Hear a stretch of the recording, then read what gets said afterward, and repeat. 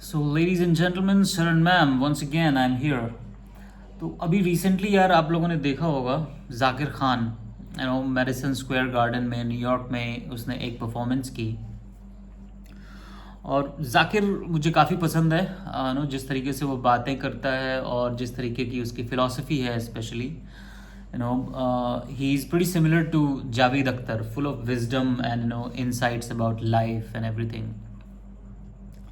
तो जाकिर से जो मैंने उसकी जर्नी है ना, जो उसका सफ़र रहा है पूरा शुरू से दिल्ली से मुंबई तक, इनफैक्ट एमपी से दिल्ली एंड देन मुंबई तक का, उससे मैंने 3 चीज़ें सीखी हैं जो मैं अपने जर्नी में, अपने बिजनेस में, जैसे जैसे मैं अपना बिजनेस बिल्ड कर रहा हूँ ना, उसमें इन 3 चीज़ों का मैं हमेशा रिविजिट करता हूँ और ध्यान रखता हूँ।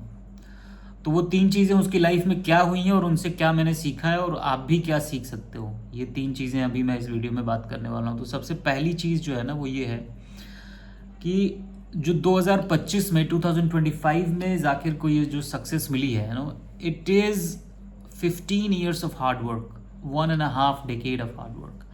15 साल की मेहनत है ये। अगर आप उसको अगर आपने शुरू से ऑब्जर्व किया है तो बहुत शुरू में ही वो टीवी पे आने लगा था, बिल्कुल बच्चे जैसा चेहरा था और छोटा, अंडर कॉन्फिडेंट था, उतना ज़्यादा कॉन्फिडेंटली नहीं बोल पाता था जितना अभी बोलता है। तो बहुत पहले से ही वो टीवी पे आने लगा था, स्टेजेस पे आने लगा था। तो लगभग 15-16 साल की मेहनत है। आपने एनडीटीवी पे एक क्लिप देखी होगी उसकी रिसेंट। तो इससे हम ये सीख सकते हैं कि सक्सेस, अगर कोई भी जो ज़बरदस्त सक्सेस होती है वो लॉन्ग टर्म होती है। आपको लंबे समय तक मेहनत करना पड़ेगा। अगर आप कोई भी काम लॉन्ग टर्म नहीं करना चाहते तो फिर करो ही मत। शॉर्ट टर्म करने का कोई मज़ा नहीं है। वो सक्सेस कभी कंपाउंड नहीं होगी, क्योंकि सक्सेस इट्स लाइक इट, जैसे एफडी कंपाउंड होती है ना ईयर आफ्टर ईयर, वैसे सक्सेस भी कंपाउंड होती है। तो पहला लेसन ये है कि कोई भी गेम खेलो तो लॉन्ग टर्म खेलो। दूसरी जो चीज़ मैंने उससे सीखी है कि एनवायरनमेंट जो होता है ना वो बहुत ज़्यादा इंपॉर्टेंट होता है सक्सेस के लिए। जाकिर की सक्सेस में सबसे बड़ा रोल किस चीज़ का है? प्रैक्टिकल, अगर चीज़ों प्रैक्टिकल पॉइंट ऑफ व्यू से देखा जाए तो वो है इंटरनेट का। इंडिया में 2016 के आसपास जब जियो लॉन्च हुआ तो इंडिया में एक चीप इंटरनेट डेटा रेवोल्यूशन हुआ। पहले मुझे याद था 2013 से मैंने इंटरनेट यूज़ करना शुरू किया है। तो 2013 में मैं वोडाफोन का सिम रिचार्ज करवाता था तो वो 649 रुपये का 3 GB आता था, 649 का 3 GB आता था। बहुत तेज़ चलता था, आज के 4G 5G से वो तेज़ चलता था। बट उसका डाउनसाइड ये था कि वो 3-4 दिन में ही मैं ख़त्म कर देता था उसको। तो 649 रुपये का 650 रुपये का 3 GB आता था। और उस समय मेरी सैलरी होती थी 3000 रुपये। ट्यूशन व्यूशन पढ़ा के और कुछ पार्ट टाइम जॉब करके मैं कमा लेता था। तो मेरी सैलरी लगभग सारी की सारी वो मोबाइल डेटा में ही ख़त्म हो जाती थी, because internet was so addictive, right. कहने का मतलब ये है, इससे लेसन हम ये सीख सकते हैं कि जब आप कोई काम, अपना जर्नी शुरू कर रहे हो तो हो सकता है कि वो एनवायरनमेंट ना हो कि आप सक्सीड हो पाए।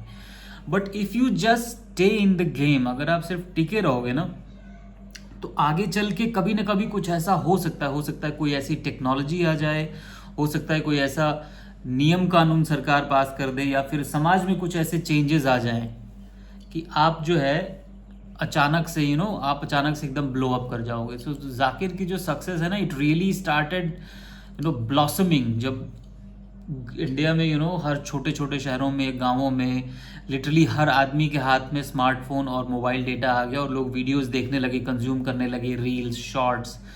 तो शुरू में वो चीज़ नहीं थी। It came 6-7-8 years into his career. अगर शुरू के 2-3 साल में लैक ऑफ सक्सेस से अगर वो छोड़ देता तो ऑब्वियसली उसको वो सक्सेस नहीं मिलती, ठीक है।